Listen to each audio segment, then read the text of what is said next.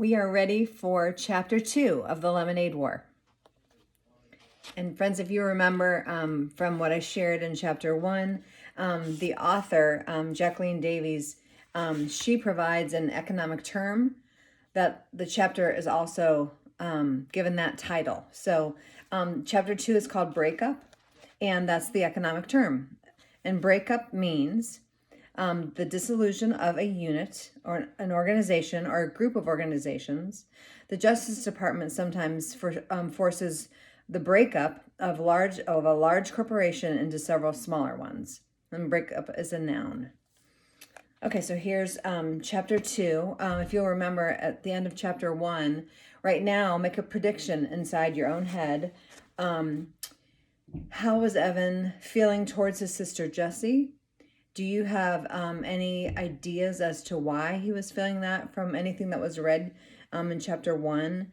How might Jessie be feeling based on the conversation that she had with her brother? Just get ready. Here's Chapter 2, Breakup. Jessie didn't get it. She just didn't get it. What was Evan's problem? He'd been acting like a weirdo for 2 days now. And it was 2 days ago that letter had arrived. And why would he be so upset about a letter? This is a puzzle, Jessie told herself, and I'm good at puzzles. But it was the kind of puzzle about feelings, and Jessie knew that feelings were her weakest subject. Jessie sat in the cool darkness of the basement and thought back to Monday, the day the letter had come. Everything had been normal. She and Evan, were putting together a lemonade stand in the driveway when the mailman walked up and handed Jessie the bundle of letters. Evan never bothered to look at the mail, but Jessie was always entering contests and expecting to win, so she was flipping through the letters right away. Boring, boring, boring, said Jessie as each letter flashed by. But hey, here's something from school, addressed to Mom. And she held up a plain white envelope. What do you think this is? She said to Evan. Dunno, said Evan. He was in the garage, uncovering a small wooden table that they usually used for a lemonade stand. It was buried under 2 snow tubes, 2 boogie boards, and the garden hose. Jessie watched while Evan gave a mighty pull and lifted the table up over his head. Wow, he's gotten so big, she thought to herself, remembering what Mom had said recently about Evan's growth spurt. Sometimes Jessie felt like Evan was growing twice as fast as she was, growing up and growing away. This looks important, said Jessie. It looks like bad news, is what she thought in her head. Was there a problem or a complaint or a mix-up? All this nervousness that she'd been feeling about skipping to 4th grade suddenly burbled up inside of her. This table's really dirty, said Evan. Do you think we can just cover it up with a lot of cups and a pitcher and no one will notice? Jessie looked. The table was streaked with black. No, we can't do that. Evan groaned. I'll clean it. It's okay, called Jessie. Evan had only agreed to have a lemonade stand because it was one of her favorite things to do. The least she could do for him was clean the gunk off the table. Maybe, she said, holding up the envelope again. They're postponing school. Maybe the first day isn't going to be next Tuesday. What do you think? That kind of got Evan's attention. Let's go ask Mom to open that letter, he said. Up in the humming cool of her office, Mrs. Tresky read the letter through once. Well, she said, this kind of is a curveball. She looked right at Evan. Jessie thought her face looked worried. Evan, you and Jessie are going to be in the same class next year. You both will have Mrs. Overton as a teacher. Oh, Jessie immediately felt a flood of relief over her entire body. The same class! If she could have wished for one thing in the whole wide world, that's what she would have wished for. She would be with Evan, and Evan would make everything easier for her. He would introduce her to all of these 4th graders. He would show them all that she was okay, not some puny 2nd grader who really didn't belong. But Evan, he didn't look so happy. In fact, he looked angry. Why? He said in an almost shouting voice. Mrs. Tresky scanned the letter. Well, the classes were small to start with, And now some of the fourth graders they thought would be attending aren't, because they've either moved or they've switched to a private school. So they had to combine the two smaller classes into one bigger class. "Oh, this is so unfair," said Evan. "I wanted Mrs. Scobie. And I don't want," and he looked right at Jessie. "That is so unfair." Jessie was surprised. This was great news. Why didn't Evan see that? They always had fun together at home, and now they could have fun together at school, too. "Evan, this will be fun," she said. "It will not be fun," said Evan. "School isn't fun." And then he stomped downstairs and locked himself in his room for the rest of the afternoon. They never did finish the lemonade stand. And here it was now, 2 days later, and Evan was still all locked up. Even though he wasn't locked up in his room, he wouldn't talk to her and he wouldn't play with her. So Jessie went up to her room and did what she always did when she was upset or angry or sad or confused. She started reading her favorite book, Charlotte's Web. She had read the book about 100 times, and she was at the really good part, the happy part. Wilbur had just been named some pig, and he was getting all kinds of attention from the Zuckermans and the whole town. But Jessie couldn't settle into that happy feeling, the one that usually came when Charlotte said the words, "I dare to say my trick will work and Wilbur's life will be saved."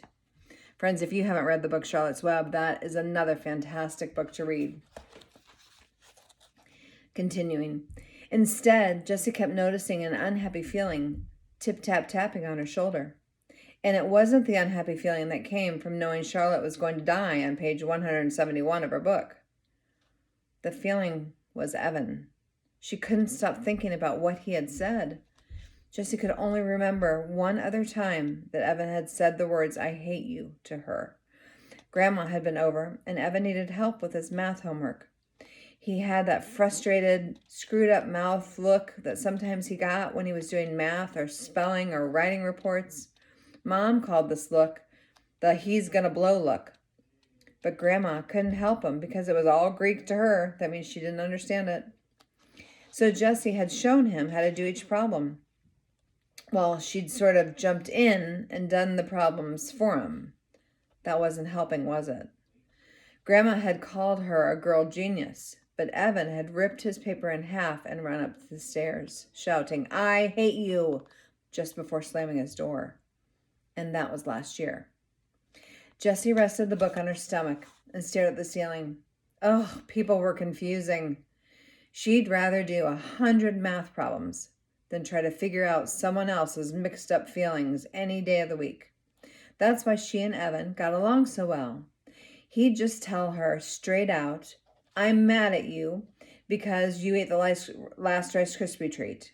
And then she would say, "Sorry, hey, I've got some Starbursts in my room. Do you want them?" And that would be that. All would be fixed. Evan was a straight shooter, not like the girls at school, the ones who had started that club. She rolled over on her side just to try to get away from those thoughts that she was having.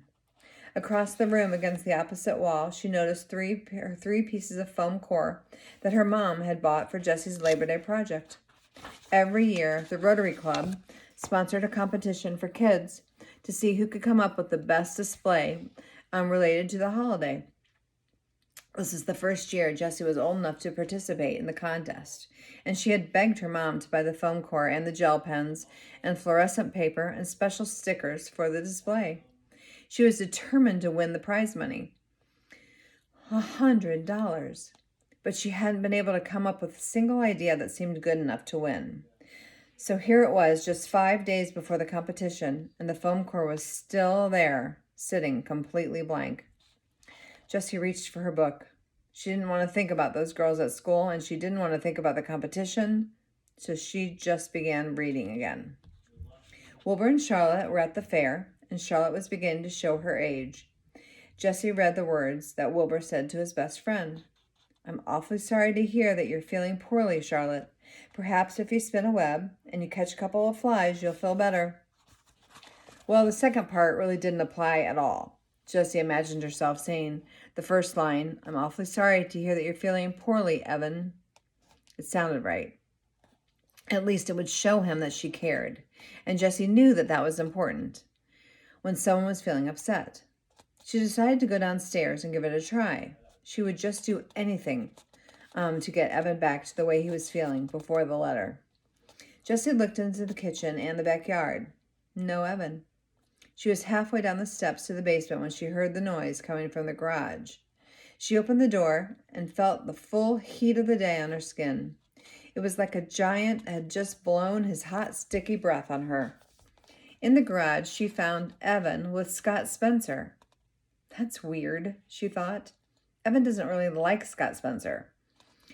They'd been on again, off again friends from kindergarten, but ever since Scott had purposely put Evan's bike helmet under the wheel of the Treskys' minivan so that Mrs. Tresky ran over it when she backed out, that friendship had definitely been off. Jessie looked from Evan to Scott and back again. Now she had no idea what to say. I'm awfully sorry to hear that you're feeling poorly, Evan. Didn't really seem like it would make much sense when Evan was obviously having fun with a friend. She tried to think of something else to say, but all she could come up with, "What are you doing?" The boys were bent over a piece of cardboard. Evan was writing letters with a skinny red felt-tipped pen. The purple cooler was in the middle of the garage, and 2 plastic chairs were stacked on top of it. On top of the chair was a brown paper bag.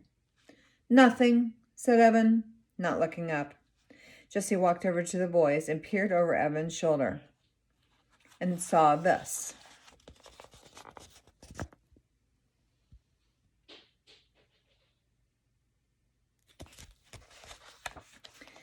She said to them immediately, "You spelled the word lemonade wrong. It's an O, not an I." And then she thought, "Oh, good, a lemonade stand, my favorite thing to do." The boys didn't say anything, though. Jessie saw Evan's mouth tighten up. "You want me to make the lemonade?" she asked. "It's already made," said Evan. "I could decorate the sign," she said. "I'm really good at drawing butterflies and flowers or things." Scott snorted. "Ha! We don't want girl stuff like that on our sign." "Do you want to use my lockbox to keep your money in? It's already got a tray with separate compartments for all the different coins." "Nope," said Evan, still working on the sign and not looking at Jessie. "Well," she said, looking at the ground, "I could clean the table for you." The small wooden table, still covered with black streaks, was pushed up against the bikes. "We are not using that," said Evan. "But we always use the table for a lemonade stand," said Jessie. Evan pushed his face in her direction. "We don't want it." Jessie took a couple of steps back. Her insides all of a sudden felt runny, like a fried egg that hadn't been cooked enough. She knew that she should just go back into the house, but for some reason her legs wouldn't move. She just stood there, her bare feet rooted to the cool cement floor. Scott whispered something to Evan, and the 2 boys started laughing, low and mean. Jessie swayed toward the door, but her feet stayed planted. She couldn't stand it that Evan wanted to be with Scott, who honestly was really icky. He wanted to be with Scott more than her. "Hey," she said, "I bet you need change. I've got a ton of change. You could have all my change, as long as you pay it back at the end of the day." "Don't need it," said Evan. "Well, yeah, you do," said Jessie. "You always need change, especially at the beginning of a stand. You'll lose sales if you can't make change for people." Evan capped the pen with a loud snap and stuck it in his pocket. "Scott's bankrolling us. His mom keeps a change jar, so we've got plenty of change." The boys stood up. Evan held the sign for Scott to read, turning his back on Jessie. "Awesome," said Scott. Jessie knew that sign was not awesome. The letters were too small and thin to read from a distance.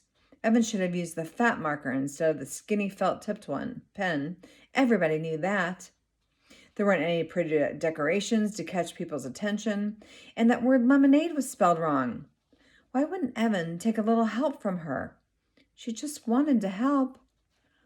Scott turned to her and said, Are you really going to be in 4th grade this year? Jessie's back stiffened up. Yep, she said. Oh, wow, that's so freaky. Is not, she said, sticking her chin out. Is too, said Scott. I mean, you're a 2nd grader, and now you're going to be a 4th grader? Oh, that's just messed up. Jessie looked at Evan, but he was busy taping the sign to the cooler. Lots of people skip grades, said Jessie. It's really not a big deal. It's completely weird, said Scott. I mean, you will miss everything from a whole year. You missed the whole unit on Antarctica, and that was the best. And you missed the field trip to the aquarium and the thing where we sent letters all over the country. Remember that, Evan? You got a letter from Alaska? That was so cool. Evan nodded, but he didn't look up. It's not that big of a deal, said Jessie again. Her voice stretched like a rubber band. It's like you miss a year of your life, Scott said. It's like you're going to die a whole year earlier than the rest of us because you never did 3rd grade. Jessie felt cold and hot all at the same time. Part of her wanted to yell, that doesn't make any sense, but the other part of her felt so freakish, like Scott had just noticed she had 3 legs or something. Evan stood up and tossed the paper bag to Scott. Then he grabbed the plastic chairs with one hand. Come on, let's go. He reached down to grab one handle of the cooler, and Scott grabbed the other, and together they lifted it and began to walk out of the garage. Hey, Evan, said Jessie, calling to their backs. Could I come too? No, he said, without even turning around to look at her. Come on, please. I'll be a big help. I can do lots of things. You're too young, he said sharply. You're just a baby. And the boys walked out. You're just a baby? Jessie couldn't believe Evan had said that. After all the stuff that they had done together, and he was only 14 months older than she was? Hardly even a full year. She was about to yell back something really harsh, something stinging and with full bite, like, oh yeah, when she heard Scott say to Evan, man, I can't believe you have to be in the same class as your little sister. If that would happen to me, I'd move to South America. Yeah, tell me about it, said Evan, crossing the street. Those words died on Jessie's lips. She watched Evan walking away, getting smaller and smaller. He was deserting her. He wasn't going to stand by her at school. He wasn't going to smooth the way for her. He was going to be on the other side with all of them looking down at her, telling everyone that she was too young to be part of the crowd, telling everyone that she didn't belong. Fine for you, Evan Tresky, she said as she marched into the house, her fists balled up at her sides. I don't need you. I don't need you to have fun. I don't need you to run a lemonade stand. And I don't need you to make friends in 4th grade. Halfway up the stairs, she stopped and then shouted at the top of her lungs, and I am not a baby. Chapter 3 is next.